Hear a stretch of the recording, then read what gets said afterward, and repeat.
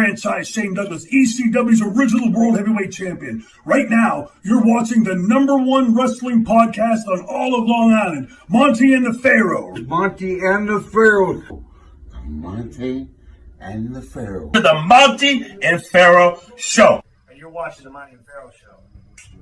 Monty and the Pharaoh. With Monty and the Pharaoh. Monty and the Pharaoh. Monty and the Pharaoh. Monty and the Pharaoh. Monty and the Pharaoh. Monty and the Pharaoh. Monty and the Pharaoh. Monty and Pharaoh. Monty and the Pharaoh. And Monty and the Pharaoh. Oh, is it Monty and the Pharaoh? Monty and Pharaoh. The Monty and the Pharaoh Show. Monty and the Pharaoh. To the Monty and the Pharaoh Show. And it's Monty and the Pharaoh, baby. Watching Monty and the Pharaoh. With Monty and the Pharaoh. Monty and the Pharaoh. Oh, what a rush. We've got the future Hall of Famer, that rocker, Marty Jannetty, and MJ in the house, and I'm sitting here with two more future Hall of Famers, Monty and the Pharaoh. We're doing that stuff and we gonna rock it.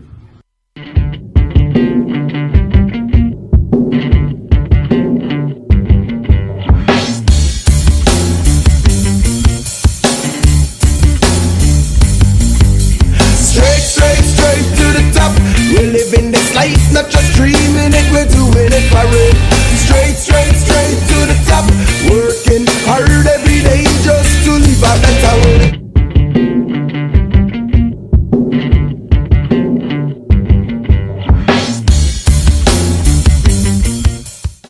All right, welcome back to Long Island's #1 pro wrestling broadcast scene, only here from Village Connection Radio, live from Rockstar Studios.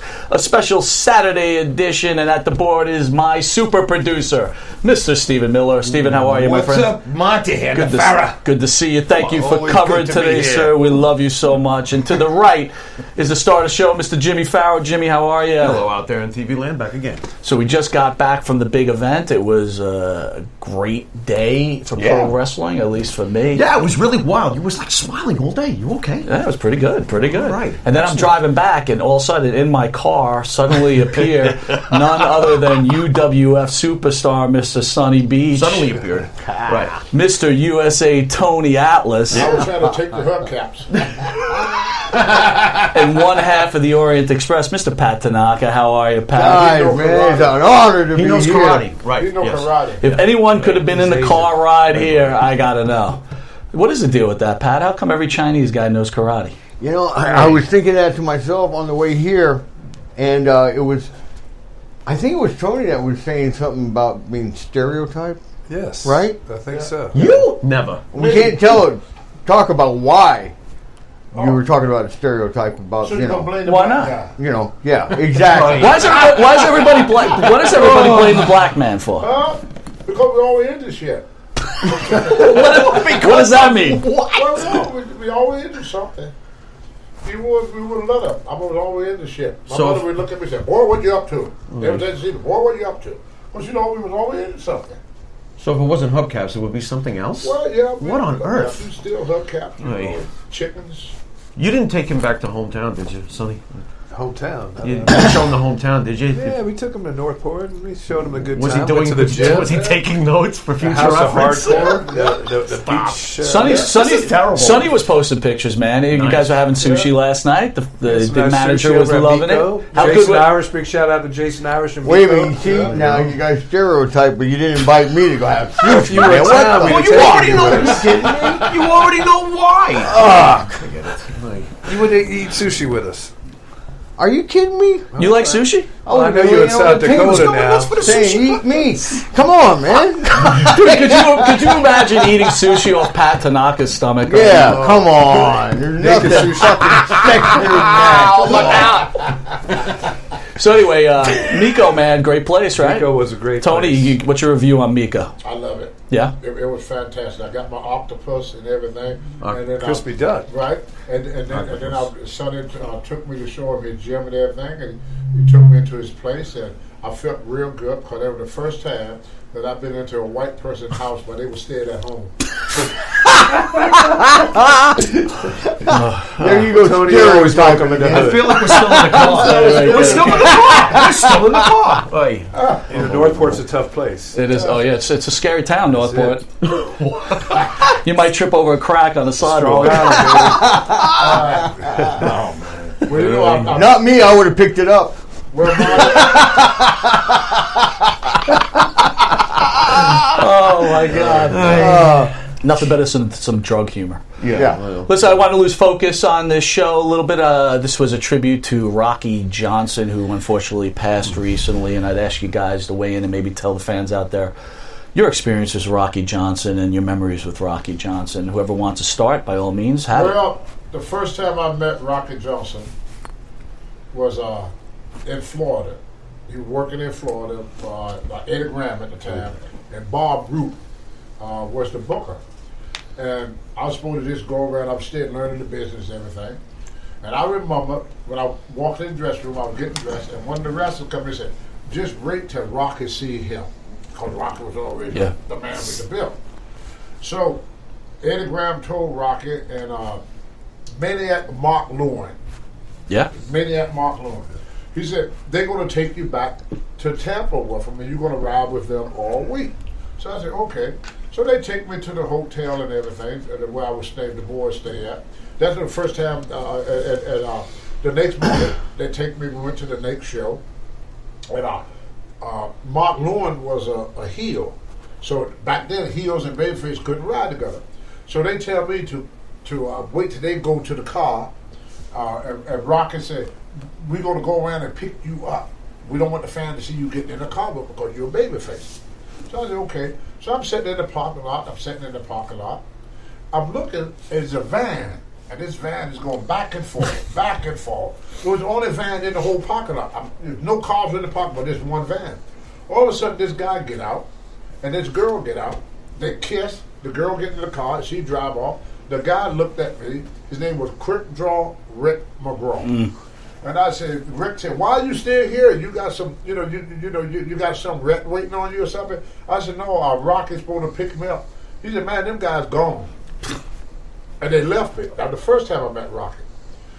The second time I met Rocky, they wanted me to pick him up at the airport and all this stuff when I was working in Georgia. So wait a minute, that was just a rib, though, right? They wanted to teach you a lesson. I mean, what was that all about? I could not tell you. I did what he did. I don't want to tell you what I experienced. I don't know if they were ribbon, but they left me. I mean, I was a new kid in the business, and they left me. I went to the next town. I got to give Rocky credit for this because I was so pissed off about it. I said, all you guys want to do is just fuck me around. I said, I'm quitting the business. Rocky said, no, kid. Don't quit the business. He did stop me from quitting the business because I would have quit right then and there. Right. I was so pissed off. The second time I met Rocky, he was coming in out of Georgia because they had Georgia Championship Wrestling, and it was the first time that wrestling was on cable television. It went into 48 different states. The only states it didn't go into was Hawaii and Alaska. But people saw Georgia Championship Wrestling all over the world. The guys came from all over to be on Georgia Wrestling because it went everywhere. So we became pretty good buddies. We hung out a lot. Then I met him. I was with the WWF there. I got pissed off for some stupid reason, and I left. When I came back, Rocket was there. At first, it was me and S.D. Jones, Special Delivery Jones. And when I left, they brought Rocket Johnson in to replace me. So I was living in Los Angeles at the time. So I took it and asked Vince Sr., said, I'm going to team you guys up together. He said, do you need some time off to go to L.A. to get your car? Rocky stepped up and said, no, don't worry about it, Vince. I got 2 cars. He could use one of mine, but now that the fact that we are tag team partners, he could ride with me. That's my first night back after fucking up. Yeah. So he take me to the hotel. And he'd say, we got to go to Hartford, Connecticut. We stayed in New Haven. The show was in Hartford, which was like 30 or 40 miles away. So I'm sitting there waiting on Rocket. And the lady asked me at the front desk, said, who you waiting on? I said, I'm waiting on Rocket Johnson. Oh, yeah, well, I love him. Is he coming here? You think he was standing to pay for me? I said, oh, yeah, I'm sure he will. So I'm sitting there. Back then the show starts at 8 o'clock. 7 o'clock, you got to be at the show. So when 7:30 rolled around, no Rocket. So I caught a cab took a cab all the way to Hartford, Connecticut. Rocky in the dressing room telling jokes to the guys. I said, Rocky, what happened? Well, I came there, you wasn't there. I looked all over the place for you. That was the second time he left me. Finally, we got so much heat between us, we got in a big fight in the dressing room. That's when Vince Jr. took the belt off of us. That's when Vince took the belt off of us. But he always screwed me. There were only two guys in this business that ever done me like that. Rocky Johnson and Tanaka Conway Jr. Tanaka Conway Jr., I was flying in and out of Houston for Paul Bosch. Yeah. And the people in Beaumont wanted to see me because I never went nowhere but Houston. But Beaumont was like 80 miles away. So this guy, I was sitting there waiting on Tanaka Conway to come and pick me up from the hotel. And a guy called, just by luck, his name was Gary Young, the bow-legger right there, Gary Young. He called to leave message because he knew I like country music and I like going out to honky-tonk bar. And he said, I got my buddy going to fix you up some brisket, brisket, some good Texas brisket. And he said he's going to have a special thing for you, Tony, when you get back from Beaumont before you go back to Atlanta. So he said, what the hell you said doing at the hotel? Ain't you supposed to be in Beaumont tonight? I said, yeah, I'm waiting on Tanaka. He said, Tony, if they're not there by now, they ain't coming to get you. He said, I'll be right there. Gary Young, on his day off, put me in his car, drove me to Beaumont. When I got there, Rocky and his father, Tanaka Conway Jr. and his father, Tanaka Sr., was on their way to the ring. Lucky for me, I got there just before that match went on. So when Sr. saw me, he automatically went back in the dressing room.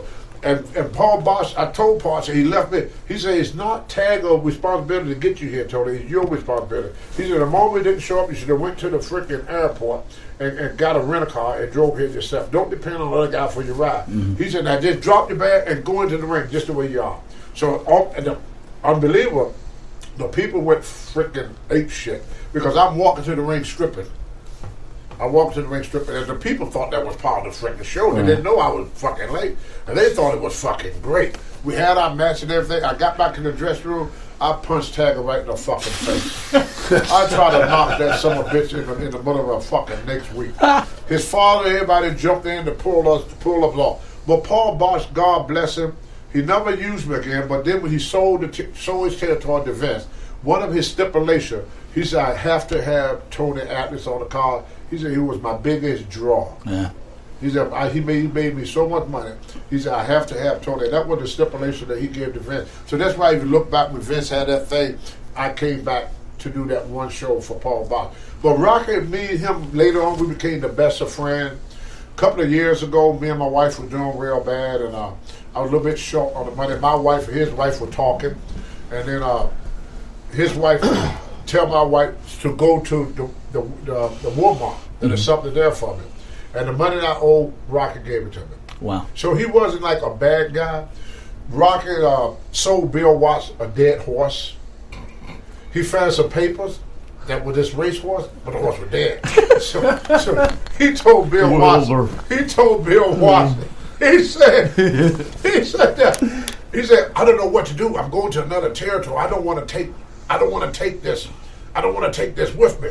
He said, I don't know what to do with my horse. It's a great horse. It runs a lot of races. Bill said, what's the name of the horse? So he showed him the paper and everything, all the stuff about the horse. Bill said, oh, yeah, that's a great racehorse. He would use it for what we call stud purpose. Yeah. He go to check on the horse. The guy said, oh, yeah, that was a great horse. It was a shame he died. Rocky was gone. He sold S.D. Jones. See, Rick Montel never lived in America. He always lived in Canada. He just came here to work. The only days off, he'd go back home to Canada. So one time, S.D. Jones just started. This came from Antigua. He and Johnny Ross trained and he needed a car. So he made a good paycheck. Rocky said, hey, S.D., instead of riding with the boys and everything, I got a car that I can sell you at a good price. So S.D. bought the car. S.D. went to try to get the car registered. He couldn't get the car registered because the car do not belong to Rocky. It belonged to Rick Montel. So he went back. When Rick Montel came back from Canada, Rick wanted his car back. So now SD said, look, Rick. SD said, look, Rock, says the car don't belong to you. You got my money. He said, why didn't you give my money back so I can go buy my car? And Rocky said, where's the lesson paid for? Because SD car kept breaking out. SD, but at the time, it's funny, but at the time, SD was so poor, him and his wife, his pregnant wife, used to sleep in their car. He couldn't afford to get an apartment yet. Wow. And the first check he got, Rocky took it. And he said, well, you just learned a valuable lesson, kid. But Rocky was known to do stuff. He got me fired, but before I even got hired, in 1997, I believe it was, they brought me back to do something with The Rock. I made 4 appearances on Monday Night Raw. Right. Monday Night Raw. When Rock was wrestling, rocking my veers then. And the woman that had The Rock to jump in the ring with his father and everything. Yep. Well, what Rocky did, we sitting in the dressing room, me, Hillbilly Jim, and Rocky, and a bunch of other wrestlers, and they got to talking about stuff, him and Steve Labonte. And Rocky said, the only reason you still here, Steve, is because you sucking Vince McMahon's dick. Then the next day, Labonte come up there and said, Tony, this is the first time you getting fired without doing anything. I said, what the fuck I had to do with it? I didn't say it. Guilty by association. The angle was with me, Rocket, and Alpha told me what the angle was. They wanted me to go out and say, I carried The Rock. The Rock was this. I mean, I carried Rocket. Rocket was nobody. Which would have been a pretty good program, by the way. Yeah, that's what he wanted to do. And then he wanted me, because I was still in pretty good shape that time, to work with Dwayne and put Dwayne over. But then they called me and said, we decided on going on a different path. Mm-hmm. But good or bad, me and Rocket, we had our ups, we had our downs. But at the end of the day, the last thing that Rocket said to me, I said, Rocket, get well, man. I said, because, we want to see you. And Rocket said, I will, man. He said, I love you, brother. I said, I love you too, brother. So we left this earth on a good note. Then one day I did sit there and talk to Rocket. I said, Rocket, why you trying to fuck me? He said, it wasn't against you, Tony. He said, you're young, you built, you're talented, you ain't too smart, but he said the way the territory was, there was only room for one black on top. Mm-hmm. They had a pecking order. Mm-hmm. And it wasn't just Rocket, so all the older blacks knew that if another black guy come in, the only person that could replace Rocket Johnson was another black guy. So that's why all my friends in wrestling was white. I didn't have any black friends. The only black friend I had was Ernie Ladd, S.D. Jones, and Rufus R. Jones. But when I was with Rufus was the top man, I was a bottom man. See? And then when I was with SD, I was the top man. SD was the bottom man. With Ernie Ladd, he was a booker. He was like a mentor. You know, he didn't care what position we in. Ernie was just a total. Ernie Ladd was one of the greatest people anybody ever met. You can't find nobody saying anything bad about Ernie the Cat Ladd. But with me and Rocket, we were 2 top guys. So Vince was not going to keep. And it wasn't like it just with black. Mr. Fuji blocked every Oriental in the world. If you was Oriental Fuji, he did it to Tor Tanaka, he did it to Saito. That's why the only Oriental wrestler that anybody know in the WWF is Mr. Fuji. There he goes again. Yeah, there he goes. There he goes. But there was only room for one minority on top. Chief J. Strongbow did the same thing with every Indian. That's why you never saw Wahoo McDaniel, who I thought was the best Freaking Indian wrestler. Italian. Yeah. What's he doing? I'm sorry. Yeah, but that's how it was. But that was his gimmick. Right. So if Wahoo to was a threat to him. Right. So all the ethnic guys was fighting against each other for the top position. And so I didn't know none of this stuff until after my career was all over. That's why I didn't really blame Rocky, because Rocky didn't do it as hatred. He didn't do it to me out of spite. He did it to me out of survival, because they was gonna fire Rocky when I came back. And Peter, my wife, talked to Vince Sr. and said he got a kid, he got a family. Don't fire Rocky. He got nowhere to go. He said, let him stay. So Vince came to me and said, what do you think of you and Rocky tag team? He said, if you want him to go, Tony, I would get rid of him tonight. Vince Sr. told me that. And I said, no, I think it'd be good. I think it'd be a great thing. And then history was made. We're going to take a quick commercial break, and right after that, we're going to return with one half of the AWA Tag Team Champion, Mr. Pat Tanaka, and me with the Rocky Johnson story.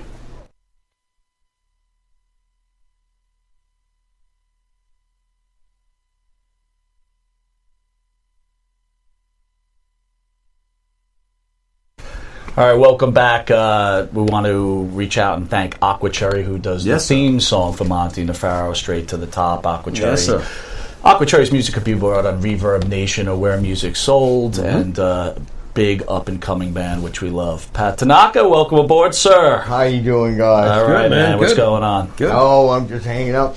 You know, listening to all these stereotype things here. Oh, jeez. Were you on Fuji's list? I was, unbelievably. I wonder why. It wasn't because I ate sushi.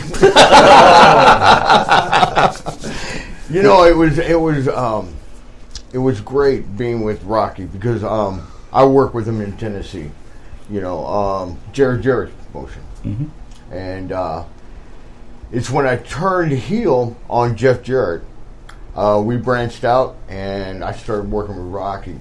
And I tell you what, man, God, working with him was just a dream, man. I mean, because if you think about it, here I am, about 160 pounds, about 5'8". Rocky, sitting there 6'3", just, incredibly huge, And I tell you what, man, he had no problem selling for me, putting me over. This guy, man, he would just do anything, and it was great. I mean, think about it. I mean, guys, it'd be like Tony, me and Tony working. It just looks so awkward, So when that because I'm black? Yeah, that's pretty much why I'm saying that. And especially Rocky was black, Was he? No, he was not. No. And there we were watching the show. He was Samoan. Yeah, he was Samoan. Yeah, I knew there was something different. It was just the big tan that he had from Hawaii. The stories. What a day. With Rocky. What a lovely day. And these guys, being stereotype guys. Me, I just look at him as, hey, man, we had a great match. We had a good time, But, no, honestly, he was one of the greatest guys ever. He was a good guy. I mean, really was. Yeah. And I'm sure everybody's done, stupid things in this business, especially to stay alive. And, oh, yeah. Survivor was the key, yeah. Everybody has, And for myself with Rocky, we've had nothing but good times. And I remember, I can't remember what year was it. He invited me down, or it wasn't him that invited me down. It was somebody invited us to Rock's birthday at the Madison Square Garden. I don't know if you guys remember that. Yeah. No. Oh, my God. How many years ago was that? That was so long ago. Did Foley do a bit on that, by the way? I remember Foley doing something with The Rock. I wonder if he did it on... Mick Foley, he might have been busting on The Rock's birthday as part of his skit. He had done stuff like that. I can't remember everybody was there, but it was just a party. Oh, wow. There was no matches, nothing like that. It was just a big party. Gotcha. And what happened was we were kind of like crazy at that time. It was me and Janetti and I mean, me crazy is like me just having a beer or something, but I think he got a little bit deeper after that, And what happened was, at the end of the night, Rocky goes, Pat, man, he goes, I got to talk to you. I said, what's up? He goes,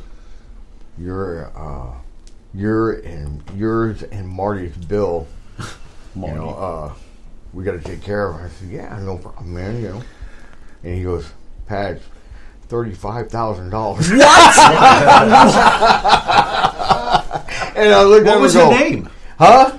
What was her name? And that's what I was trying to figure out. What was her name? Yeah, that's a lot of money. It was, and it was not her. It was him.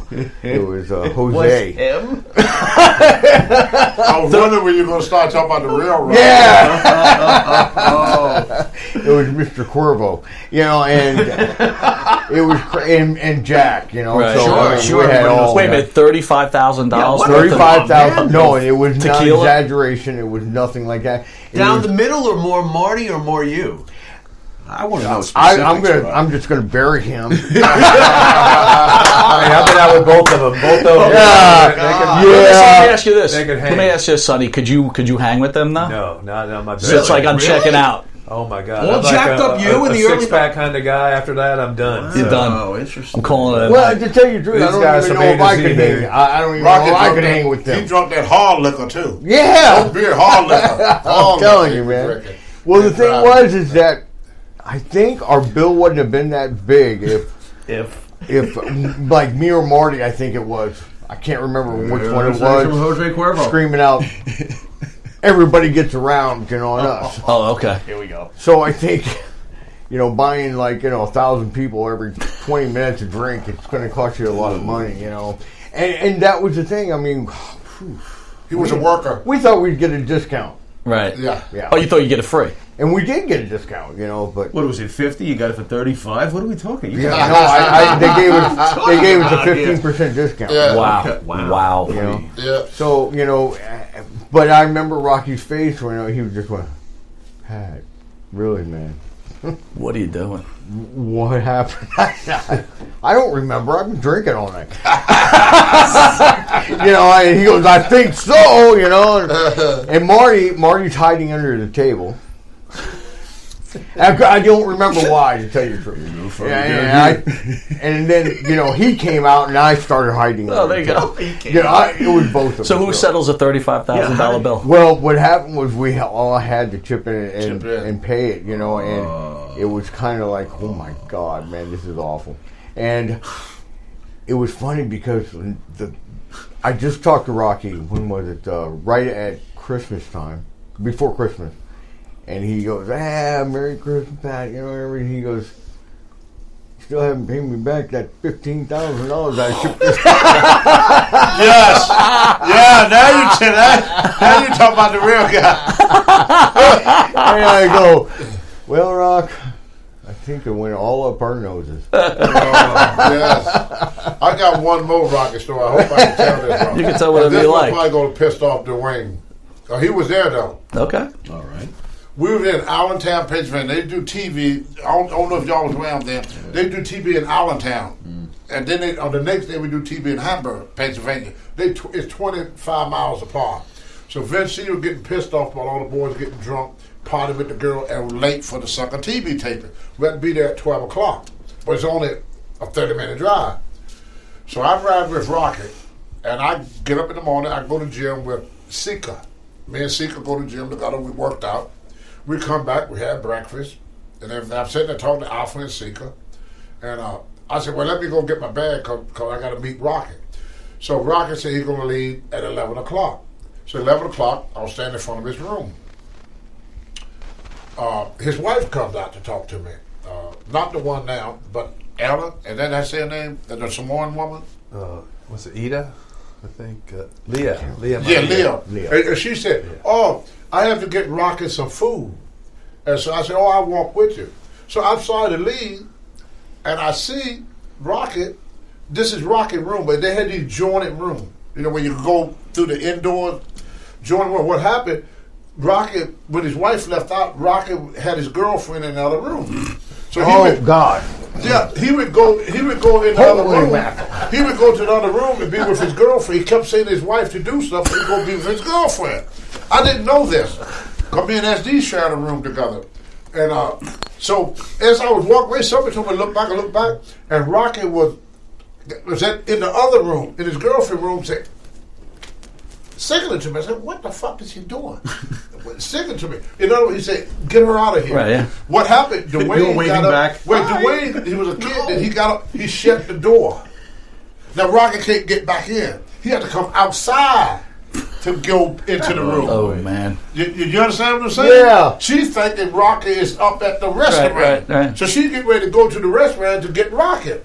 Said, Rocket went to get the food, let me go up here and get him so we can go. She's going to walk me back to the restaurant. Rocket is not at the restaurant. He's in the other room with his girlfriend.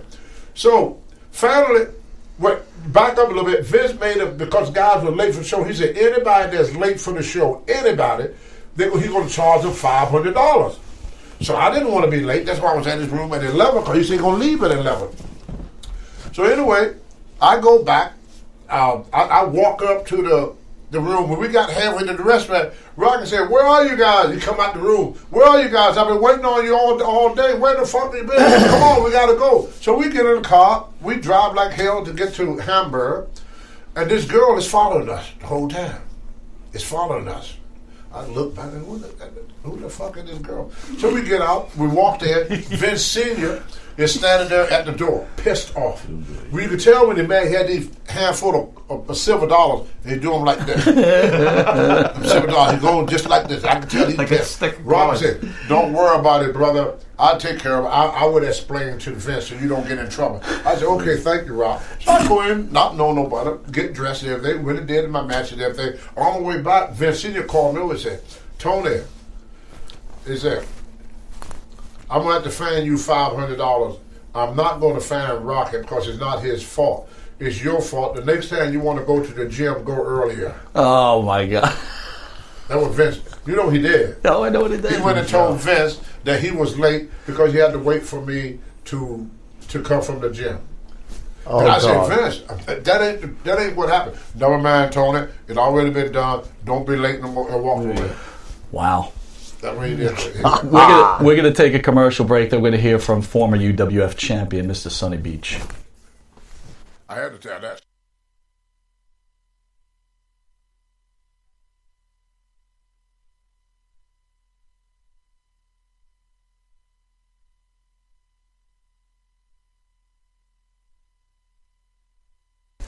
Mr. Sonny Beach. Mr. So Monty. first, congratulations on the new episodes of Dark Side of the Ring. You want to tell a few people what's coming up with you involved? Yeah, they're doing a special on Herb Abrams for the UWF promotion, and it's going to be airing sometime this season. I know we shot it back in November here on Long Island, our parts to it. Brian Blair, Mick Foley, a lot of the UWF people, Lenny Dude, one of the executive producers from the beginning of UWF, he's on there. Tells a story about Herb Abrams, how he lived, how he died. A lot of inaccuracies about Herb were corrected, hopefully, on the taping. Some stuff that people didn't know. He did have a good side about him, but he also had his demons. So they're going to show the whole, from A to Z with Herb Abrams' story. So I think they did a really good job. The producers on Viceland TV about the Herb Abrams and about a few of the other things that they cover. And I know they did a Chris Benoit story, Road Warrior story, Jimmy Snuka. I think Dr. David Schultz. David Schultz. Brought to settle it all, the war. Sounds like all they did one about stereotyping. Owen Hart. Yes. So they did a lot of good segments. I think season 2 is going to be even bigger than season 1. I know Tony was with the Bruiser Brody story with Dark Side of the Ring, the first season, which was one of the best. I thought it was very in depth and very educational. And I think it was true. I mean, to have a person that was there in the dressing room when Bruiser Brody was murdered, I think I know it's hard for Tony to talk about even till today. But most of the stuff that we covered with UWF and Tony covered with the Bruiser Brody story, this is what the real life, everyday, besides wrestling, this was the life of the wrestlers and the promoters and day to day, the ins and outs of the professional wrestling business. Well, I think that UWF story is not a lot of people know the story, right? Because the organization really didn't get off the ground that it could have. I recommend it because I loved the UWF when it started, and that's going to be a hell of a story. I mean, if he had more funding, I think Herb Abrams could have done a lot more than what he did. But I think what he had to work with, he did a pretty good job at. For the short time he was here with us and in the wrestling industry. But I think the story's going to set a lot of the records straight. And I think with the guys that lived it, Brian Blair, Jim Brunzell, the Killer Bees, Paul Orndorff, Cactus Jack McFoley. Dr. Death, Bam Bam Bigelow were, feuding, head to head, and Dr. Death, I think, was the first UWF champion, and about some of the shooting with Steve Ray and Dr. Death, it tells a lot of, there's a lot of good stories to tell about it. I look forward to it. So, Rocky Johnson, what do you got for me, brother? Rocky Johnson, I grew up in Jacksonville, Florida, so I used to watch Rocky when I was a kid growing up. I mean, Rocky was a few years older than me. And, just talent, people like Tony. Pat was down there in Tampa, when I broke in. Pat used to referee, as a kid. And, Yeah, we heard. And Pat's got, great stories. And, we got to get to that. I never got to wrestle against Rocky or anything like that, but I got to watch him a lot. And Jacksonville, Florida, and growing up, and then when with Vince and stuff, and we were on a couple of the same cards, later in his career, and I did a couple independent shows that he was on, and just a great talent. I liked his work ethic. He would work out hard in the gym. You can tell by looking at him and Tony. They put a lot of time and hours in the gym. People don't know Rocky was a great boxer too. He should have been a pro boxer. Yeah. And not too many people know that. Yeah. So he sparred with Larry Holmes and all them guys. I mean, he was a fighter. He could have been definitely a top-ranked pro boxer, heavyweight boxer. So what I am curious about, we all know his son's charisma. We've all seen his flamboyancy, and he's a TV magnet anytime he's on. Right.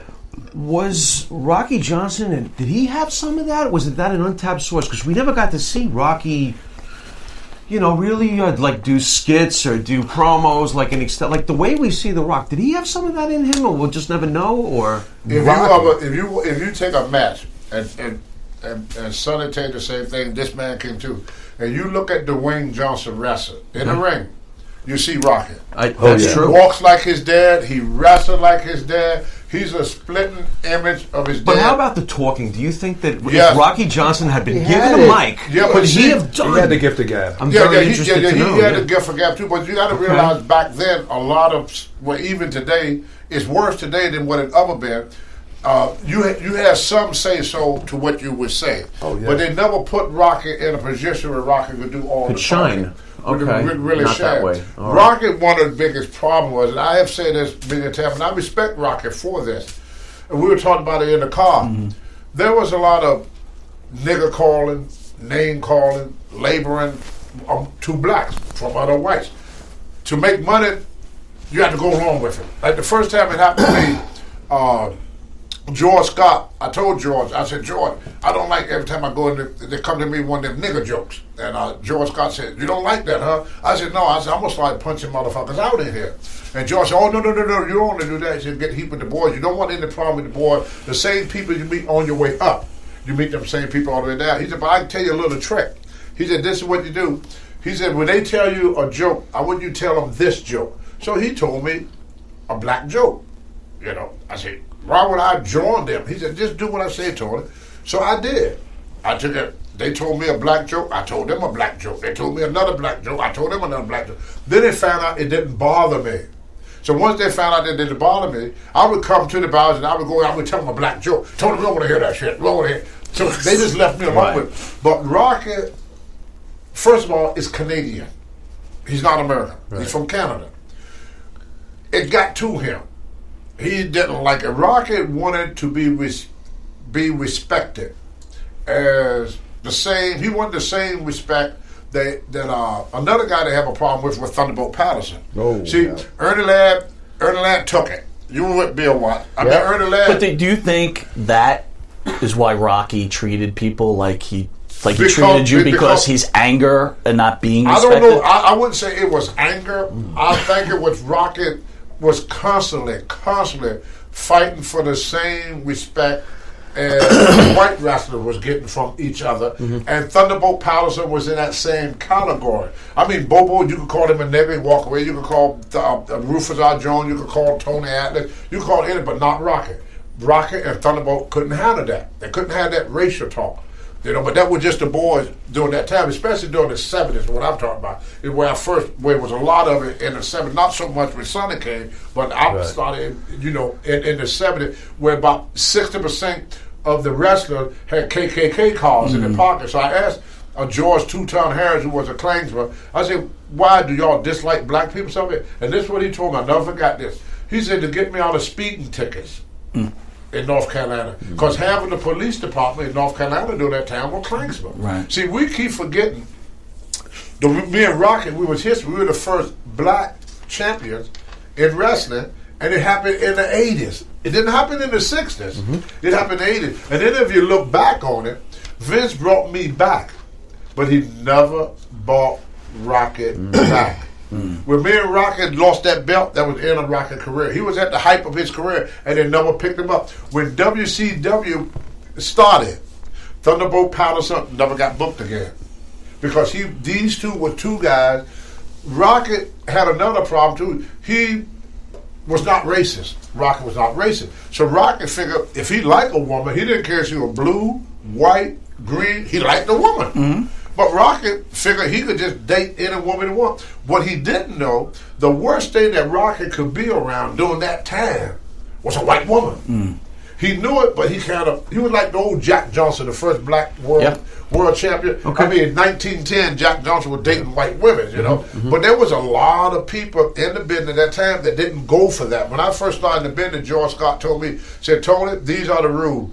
Keep your mouth shut, do as you're told, and stay away from white women. Those are the rules. And I asked him why. He said, well, the blacks is not going to like it because they think you're too good for to be with your own kind. Mm-hmm. And he said the white just don't like it. He said, just remember that if you want to keep fans, I just don't like it. Yeah, you have to you got to give the people what they want. The fans didn't like it. And that was just the way the world was. See, we're a 400-year country. The country is 400 years. Mm-hmm. Me talking to Sonny, talking to you is only 50 years old. So we just now, as Americans, living together, and people are still not used to, even today. True. People are still not used to. My question's a Pat. Growing up in wrestling, did you face the same kind of trials that Rocky Johnson or Tony Atlas? Are you a family? I wasn't stereotyping. I'm joking. No, seriously. No, honestly, man. The Asian kid knows karate. Yeah. Karate, so I didn't fucking worry about it, right? No, honestly, for me, when I was in this business, I was a kid, man. I didn't care. I didn't know. And how old were you when you started? Please. Shoot, I was young, man. I think I started refereeing when I was 13, 14. Yeah. And then, so, I mean, really, race was not there for me. It was age then. You know, Okay. You got all these big stars that are older and everything. They're telling me this, they're telling me that. So I pretty much, because when you're that young, you're idolizing whoever is on top. Mm-hmm. And you're idolizing the guys on bottom. Because they're teaching you all the way up. You're stepping up everything you learn. You know, you're learning from the, think about it, icons and people that are important to you, right? So you're listening to them. You're learning everything. Now me, I was listening to a lot of wrong people too. You know, I mean, Drink this. yeah, exactly. Try this. You know, Marty Jannetty. yeah. Now Marty was growing up with me. Now, Been around for Monty. yeah, and that was the thing. You know, I mean, now honestly, you know, the guy that I started riding with when I started refereeing was Jake. Jake the Snake. Oh boy. You know, That's your and first Say then your prayers and take Ric your Flair. vitamins, huh? It was me, Jake, Ric Flair, Roddy Piper. I mean, Magnum TA, Dusty Rhodes. I mean, I got to ride with all these guys. I wasn't riding. I was Barry driving. Windham, everybody. all those guys. Oh, you were the driver? I was the driver. There you go. You know, and So you had to stay straight sometimes, no? Nah. we used to have a shirt. Now in Florida, do you remember this, Tony? There was a shirt. Remember this? There was a shirt called Leader of the Pack.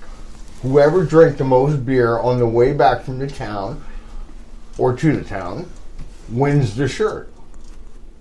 So it used to be either Magnum TA, okay? It was either Magnum TA, Barry Windham, or who was the one? Piper, right? They would drink like 52, 53 beers on the way back, you know? 53 beers. You'd have to have a cooler full of beer. You Right. Ride back. 53 beers. What are you talking about? You know, and That then, was, a lot of guys did that. oh my God, I mean, that I mean, was the like, average guy after was every a show. six-pack every Every night show. and a baloney blowout. oh, Guys, we're just gonna take a quick commercial break, Yeah. and then we'll come right back. remember Lester.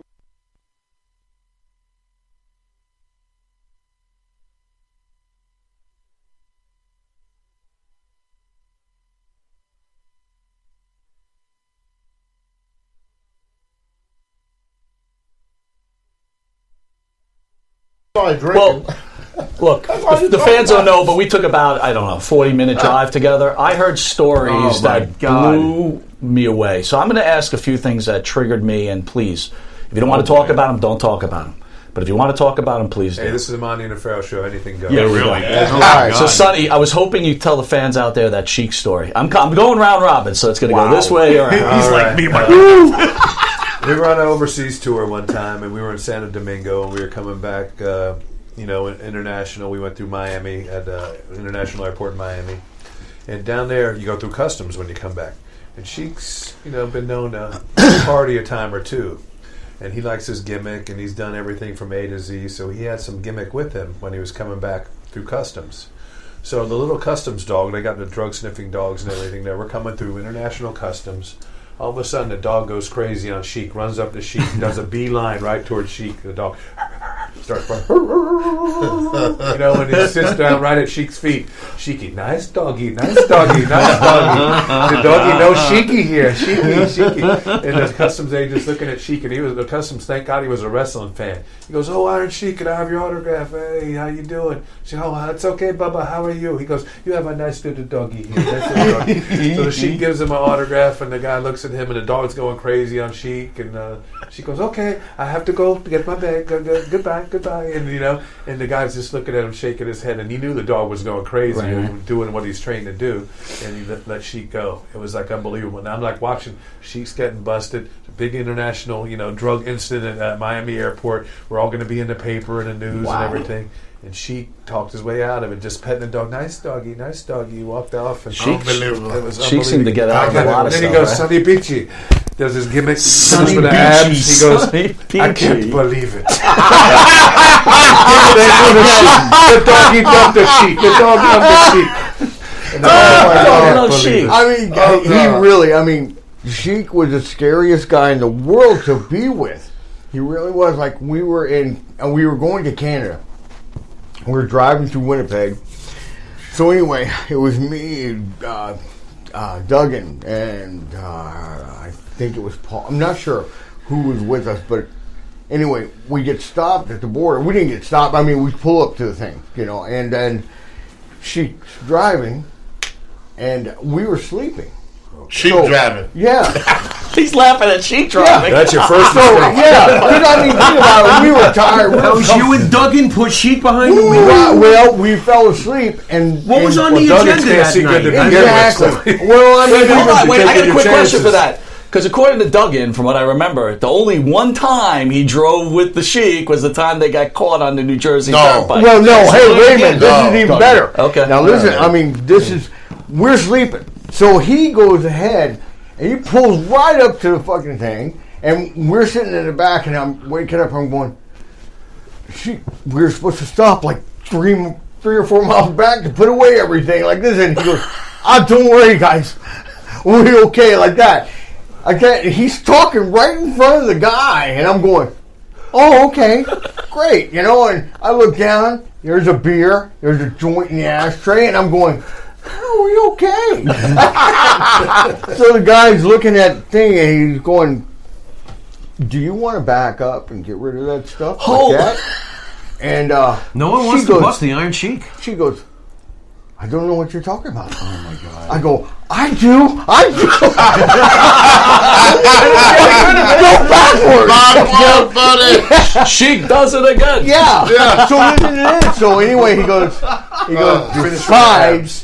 besides that can and that thing in the ashtray, do you have anything else in here? And he's going, I don't know what you're talking about, officer. Oh my God. And I'm going, Sheik, the trunk, man. We got to get out of here. Back up, man. He's going, shut up, Patrick. He goes, are you kidding me? I'm WWF World Champion. Get out of here.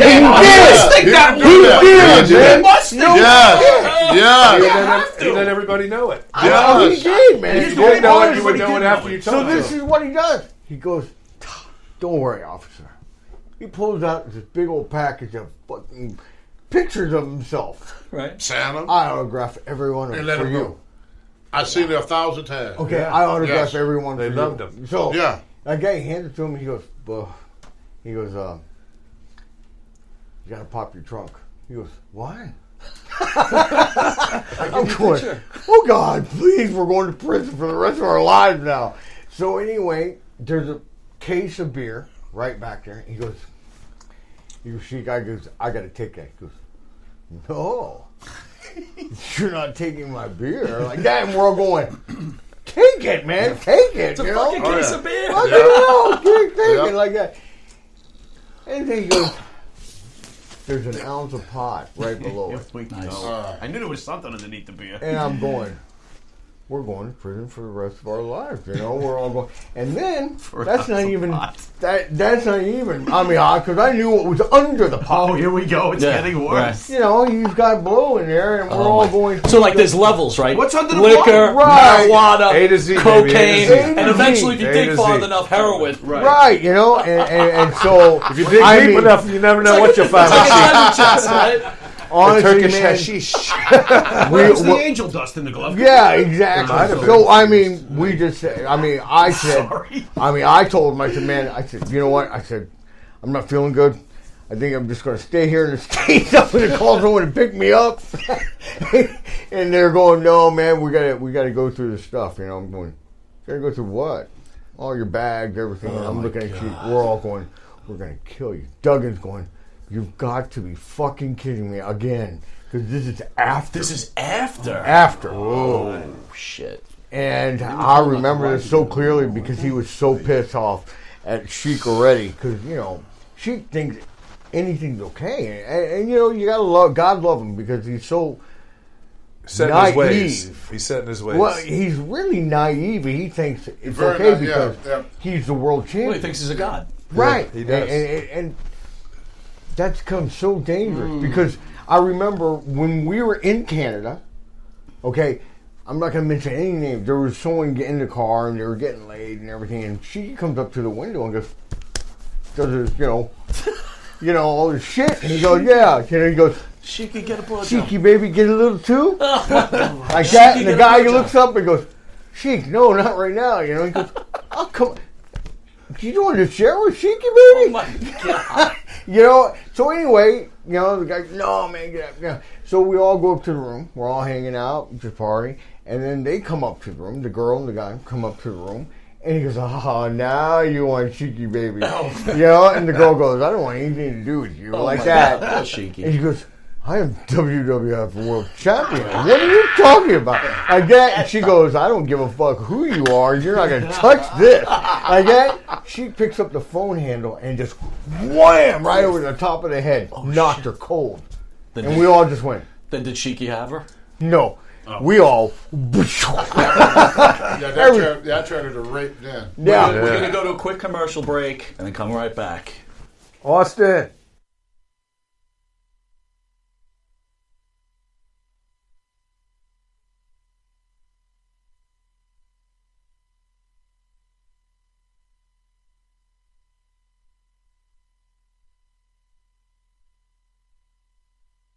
All right, welcome back. Sticking on the subject of the Sheik, Tony, you. This is a wrestling mark-out question right now. Okay, so we all know Bob Backlund dropped the title to the Sheik. Did Backlund have a problem dropping the title to the Sheik? No, he had a problem dropping the title to Hogan. See what it was. They sent a note to the office. They wanted a wrestler that was over 6 feet tall, over 300 pounds. Some of the people was Garun Monsoon, John Studd, Andre the Giant, and Hulk Hogan. When it became day for the audition, the only person that showed up for the audition was Hogan. So Hogan got the part, which was probably the best thing for the movie. A lot of people say it would have been Andre should have been in the movie, but Andre was making plenty of money, was happy.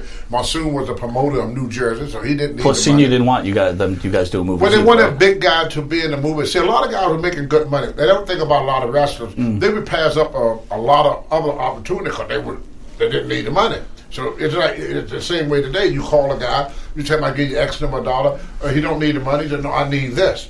You know, so otherwise they're not going to show. Some guys, you don't pay them $100,000, they're going to sit home.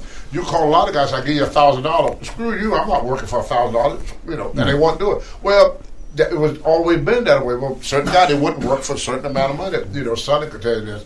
But anyway, make a long story short, Hogan started selling out everything. The person that gave Hogan his break was Vern Gagne. Hogan never got a break in this business. I was going to wrestle Hogan one day in the garden when we did our Master Grandsir. Vince Sr. come in and said, Tony, what you want to do with the big dummy? And Hogan sitting right there. You know, but God, they wasn't doing nothing with him. He was in Georgia. Ole Anderson would use him in Georgia. But I don't want to keep it on Hogan because you told a story which I had never heard. No, this is the beginning. This is the beginning. Good, thank you. And so Hogan made a deal. He said, the first day I come there, I want to win a title. Backlund said no. Because Backlund was that old school, and you can't... See, a lot of these old-time wrestlers, the champion back in the old days was the best you could have. And the thing about wrestling that is different then than what it is now is when you park your car in the 70s or in the 80s, you park with the fans. They didn't have no separation between the fans and you.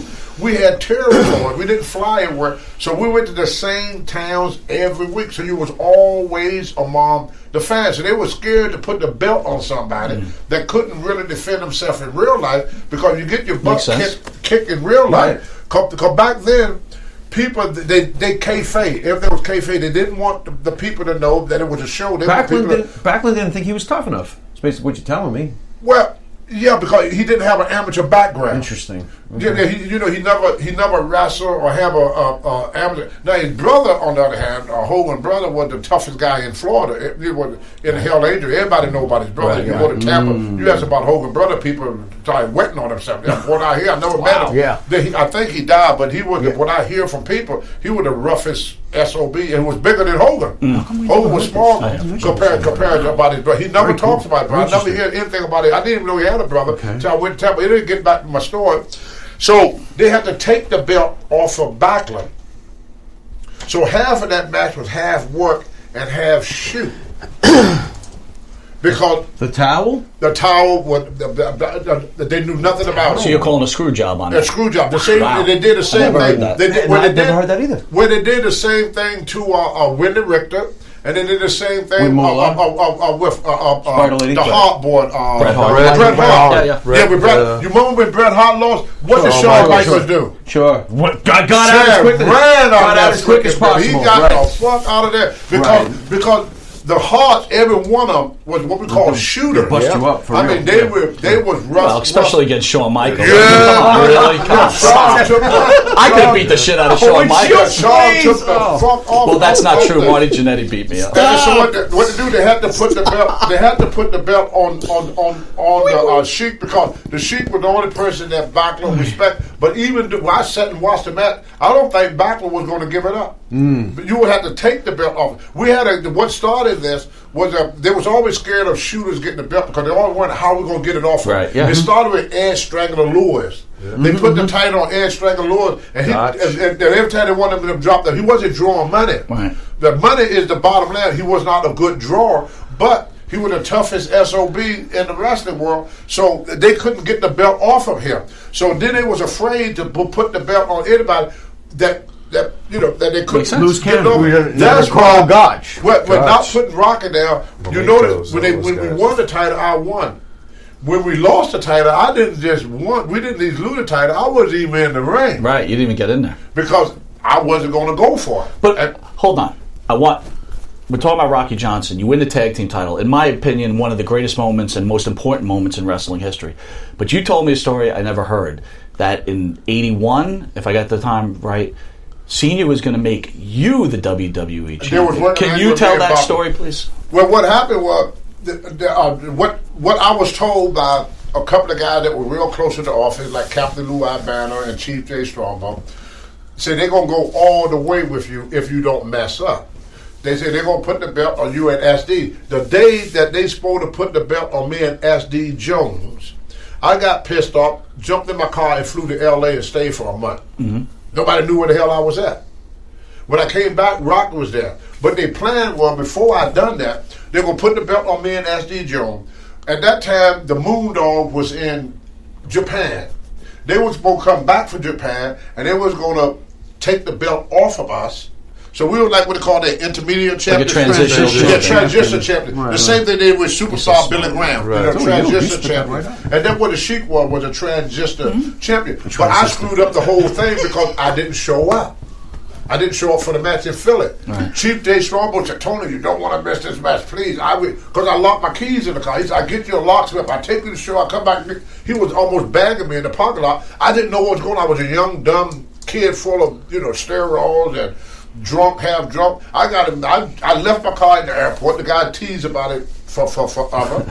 I left my car in the airport. Back in them days, if you had cash, you could get a ticket. You just pay the ticket, they could put you on the plane. Back in them days, before 9/11. Right. So I went to L.A. and stayed for a month. When I came back, they have, that's when they, SD we talked about it. If you watch the Hall of Fame speech, he said they kicked him to the curb and put Rock into his place because he was my original part. But Vince never pushed me to that level again after they took the belt off me and Rock. They never, because they didn't know when I was going to take off on him. I did, you talked to Jim Bronzell. Me and him was, we were the first team to beat Animal and Hawk, War Warrior. Did not know that. I walked out on him.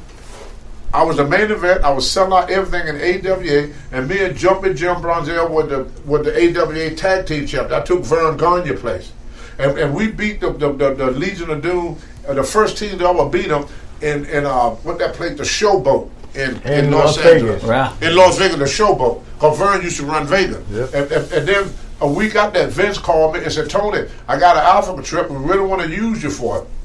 And I said, I went and talked to Vern about it. Vern said, are you sure you're coming back? I said, I'll be back. I'm just going to do the thing for Africa. I come back. He said, okay, make sure you come back. So then when I get my ticket from Vince, it's a one-way ticket to Toronto, Canada. So I said, oh, well, maybe the rest of the stuff is in Canada. I'm not thinking. So then after we did, Vince wanted me to, he said, Tony, you're on certain match. I said, wait, this don't look right. I didn't want to be a shit disturber because I'm already on the shit list in a lot of territories anyway. So I said, why would Vern Gagne allow me to work Vince's television? Well, I didn't understand it. So he said, well, when you agreed to take the Africa trip, you also agreed to come back to work here. And I said, well, I got to call Vern to let him know what's going on, because I said, I'd much rather be here than with Vern anyway. And he said, don't worry about it. I took care of it. It's okay with Vern. Well, in 2006, Vern went into the Hall of Fame with me. Vern came up to me and said, kid, we have so many plans with you. He said, we were, and there's another guy told me, we were going to give you the belt. We were going to have you to beat Nick Bockwinkel. And you walked out on us. That was the second time I was told the same thing. So that was twice I passed up a chance of being world champion, not knowing about it. I was just a stupid, I had, like Ole Anderson, every time he used me, he said, do you have your head on straight? Because my problem was, and I'm not trying to blow my own horn or nothing, but in real life, couldn't nobody beat me. And I had a hard time laying down. I had a 650-pound bench, 800-pound squat, and I was quick as a cat. And I fought in the Golden Gloves. I had 26 boxing matches, 26. I lost 1 out of 26. I was 4 years state collegiate champion, 2 years Greco-Roman champion. So a roll-up from Jose Estrada is out of the question. Yeah. Okay. And I was just a rugged. Yeah. I street fight my whole life. Right. I mean, you read my book. But by the time I was 12 years old, I've been in over 50 fights. By the time I was 12. When I was 13 years old, my daddy take me to Scrapper Corner in Lowmore, Virginia. Everybody in Lowmore and Clifton Ford in my hometown, they know about this. That's why I was the first wrestler that they used in their hometown. Because I got what we call a high tolerance to pain. I mean, I had women that punched me and kicked me in the face for fun. It don't hurt. A woman hit you like I'll kick you in the face with big heavy boots, she break your freaking jaw. But my dad used to make bets. He taught me where to hit a person at, to catch him on his chin. And he taught me how to hit. He said, if you ever hit a man and he don't go down, he gonna walk around behind him and see what's holding him up. So he said, son, I'm gonna teach you. He said, you don't need to know all that fight. You just know how to just that one good punch. So I practice. I got that one good fucking punch. And when I hit you, you got to go. You're not going to stay here. If you stand and I tag you, I'm going to walk behind you, see what's on you. So I had this thing about me that I knew you can't beat me. Right. I didn't give a fuck how big you were. I remember SD Jones used to always tell me I wanted to fight Andre so bad I didn't know what to do. I could taste it. I did. I wanted to fight Andre and SD Jones. Boss man. No, shoot. You wanted to fight Andre in a shoot. Yes. Oh, okay. I wanted it so bad. Did you hear I that? could Yes. almost taste it, but bro. I learned my lesson about that. So anyway, I end up in Japan, and guess who I got across the ring from? Oh yeah, Andre the fucking Jank. And SD kept saying, "Boss man, you don't want to fuck with the Jank. The Jank will kill you. The Jank will kill you. You're fucking stupid. You have too much gimmick. Too much gimmick. You can't beat the fucking Jank. You can't beat the Jank. I don't care how strong you are. You can't beat the Jank. You can't beat the Jank." I said, SD, I tagged the motherfucker. I would drop him like a tree. The bigger they are, the harder. But don't go for Andre. Don't go for Andre. You're stupid. So anyway, I wrestled Andre. I got a picture of it. It's on the internet. Yeah. What did you do? So I'm wrestling Andre, and all of a sudden out of my head, I had a pretty good drop kick. Oh, here we go. I tried to drop kick Andre to knock him off his feet. Right. You ever shoot a bow and arrow? Yeah. This is Andre. This is Andre. I go up, I hit Andre, I go through the rope. Just like that. Andre reached over, grabbed by the top of my fucking head. Felt like a pair of vice pliers. He lifted me up off from the floor. From the fucking floor Where were the rubber to planets? the mat by my head. Oh my god. I felt I'm like my feet is kicking in the fucking air like this. I had no idea what I was messing with. I never met a man like this. Andre put me up to the ring. What you doing? I said, I won't do that no more. He said, okay, and he released me. I dropped to the fucking floor. Now he gets in the ring, but now he's gonna punish me. He said, I'm not gonna check your oil. I said, good. What do you mean by check your oil? Andre will lay you on your stomach. No. Take his thumb and ram it up your butthole. Nice. Great. And you couldn't move. How you gonna get him weight over 500 pounds? You couldn't get him off it. Human so colonoscopy. what Andre did to me, he backed me up to the corner. Now a lot of people, you look at it on TV, it don't look bad. Right. He would take that big butt of his. And how did that feel, Sonny? It felt like a car was backing into I you. wrestled Andre about 6 times, and you could feel his I body lost weight my fucking shift lunch. on top of you. Yeah, he never checked my oil. I'm gonna get that straight. He never checked my oil, but you could feel that weight shifting whenever he pinned you or back you into the corner. My God. Woo. I forgot about fighting Andre right away. Right freaking away. Then I still was thinking I'm the toughest guy in wrestling. You send Pat after him. And then I met Harley Race. Oh man. So okay. I met Harley Race. So we're in a bar one time. The guys messed with Harley. They messed with Harley. Well, I met Harley earlier. To back up a little bit, I met Harley earlier when I was about 19 years old. Harley was wrestling he was wrestling somewhere in Missouri or somewhere, Kansas City, Missouri, and there was a bunch of these rednecks. And I was scared to go to my car because I'm the only black guy, not only in the whole building, in the whole fucking town. Right. You know, it was an all-white town. I didn't see no black people nowhere. So I'm sitting in the dressing room. Harley said, "Hey kid, what you gonna do? Stay here all night?" And I said, "No, Harley." I said, "I'm scared of these people out there." He said, "Don't worry." He said, "Anybody fuck with you, he tell me you're a good friend of Harley Race." I whooped everybody in this town. But that's when I was young. Later, we're in a bar at the Ramada Inn in Atlanta. And some guys was talking about fake wrestling and this and that. And I started to get up to whoop ass. Harley said, "You just sit here and watch this kid." He went around the fucking bar, bang, bang, bang, knocked out all 3 guys, hit them out of a sucker. I said, "Well, I told him, forget about fighting fucking Harley." Forget about fucking fighting. Check that off your bucket list. Harley off, Harley Race off. So I learned later on in my life that there a lot of guys that didn't want to fight me. I found out it was a psychological thing that I did. They was looking at my belt, and they had convinced themselves they couldn't beat me. That's why it was so easy for me to beat people, because once they look at me, I can't beat that fucking guy. Yeah, well, for guys that didn't give a shit about right, that, like Andre or Harley Race, right. like I remember one time, Butch Reed, y'all had him on the show. Yeah. You ever tell you about him and fighting Harley? No. Harley nearly killed him. Really? Harley beat Butch Reed so bad it was pullified. It was prolific. And Hollywood was stone freaking drunk. Butch kept giving them shit. And Butch was Butch is huge. one punch. But nice, I mean, you said anybody about Harley Race and it's been Harley Race was a guy you did not want to fight. Well, that's what they wanted. Ric Flair was a tough SOB. Tommy Rich was tough. They would not put the belt on you unless you could fight. Yeah, right. Now, you couldn't whoop your whip out of a wet paper bag and they put the title. Because we was always among Sunday, we was always among the fans. When you walked to your, if you was a heel, you had Fit Finley. They just shoot at him. Yeah. Yeah. You ask some of these stories because there was no separation between us and the fans. We travel with them. You go to the hotel. All the arena reps was at the hotel. Yeah. All the fans was at the hotel. They knew where we stayed at. They knew where we ate at. They knew our schedule. They knew where we lived and everything. They knew what town you were flying into, what airport, what airline. Wow, they showed it, so they kept up with wrestling. So if you got into it, I'm not going to call this guy name. He's a good friend of mine. I just give this hint. He was at the show today, but I always told this story, but I never used his name. He was in a town one time. I'm not even going to name the town because then you start putting two and two together. I love this guy. I love him to death. And he was in a town one day, and we all of us had a study girl that we see. Well, anyway, he met a new girl. So the old girlfriend showed up. So they got into it. The old girl didn't like the idea of him being with this new girl. So she went home and told her brothers. So they're going to come back to teach this guy a lesson. Yeah. When they looked in, they saw who it was. So they said, oh, shit, we don't want to mess with him. He's so-and-so. Right, yeah. He's so-and-so. So anyway, they said, one guy came up with an idea. So they went in and started banning him shots.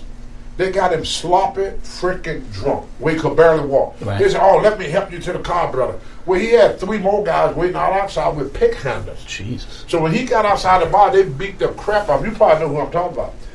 With pick handlers. You hear about this, right? With pick handlers. He came to he just won the belt. He came to the match the following day. The promoter fired him. Because he got his ass kicked. If you lose a fight with a mob, that's right. You was fired. You're done. That's why with Gorilla Monsoon, with Muhammad Ali back in the ring with Monsoon picked his ass up and threw him into the 3rd row. You could not lose to Mike Tyson. You could not lose to Muhammad Ali. You could not lose to Bruce Lee. You could lose to one of the boys. Right. But not to a fan. Not our. You was gone. You was gone. So they was very, very careful. I remember when they first wanted to put the belt on me, they were going to take the belt off of Ken Patero and make me the Mid-Atlantic champion. Intercontinental champion. No, this was Mid-Atlantic. Mid-Atlantic. Charlotte. Gotcha. Mid-Atlantic. And they want to put the belt on me. I remember Paul Jones, who was real popular. They don't talk about him much. I mean, when they were real popular, they were Paul Jones. Yeah. Him and Wahoo McDaniel, Rufus R. Jones, and Black Jack Mulligan was in the room talking because we used to go there to pick up our checks. And then all the top guys would stay so they could discuss what they're going to do for the rest of the week. They said, if you're going to be, like they say, Tony, you're going to be married to Sonny here, which means we're going to be working a program. Working together. Yeah, we're going to be working against each other. So we would just discuss what we're going to, what we're going to do for the whole week. What towns, what angles, whatever. Yeah, what angle we're going to do it, how we're going to make this work. We all knew what the final outcome was going to be, but how you're going to get to that point. But anyway, I rode with Rufus R. Jones, and I remember George, one of the wrestlers, I can't remember if it was Blackjack or Wahoo, that said, can he fight? And it was Wahoo. Probably Wahoo. Wahoo said, can he fight? Said, we know he's a good wrestler, but wrestling got nothing to do with street fighting. Can he street fight? And I remember the guy said, well, I know somebody could find out for me. They had this, now there's another tough SOB that would not fight. Sweet Hansen. Yeah. Big Swede. Woo! Brother, Godzilla. Looked like him, fought like him, and it's so freaking strong. I took him to the gym for the first day of my life. He bench pressed 500 pounds. Wow. Never worked out a day in his life. Just a natural, we call him raw strength. Had that raw strength. Kind of like John Leith or Jonathan. The same thing. He was like raw strength, never worked out, but just incredibly strong. So he take me to this bar. I walked in, they got Confederate flag, Stonewall Jackson here, what's the name? Robbie Lee there. It's looking good so far. Go on. Yeah, now I'm sitting there. I know the other walk in this freaking bar. Bikes on outside. Harley Davidson bike. People in the bar with colors. You know, with colors on it, right? Yep. So you see colors. You got problems, yeah. You got problems. So anyway, this girl, they had a little strip place and pool tables, all that, an old fashioned bar. They had everything: pool tables, strippers, food, beer, just like a Walmart bar.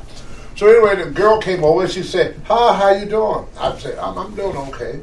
She slapped me and said, "Nigga, don't you keep texting me?" I said, "I didn't text you." The guy from the table took a pool ball and put it in his fist.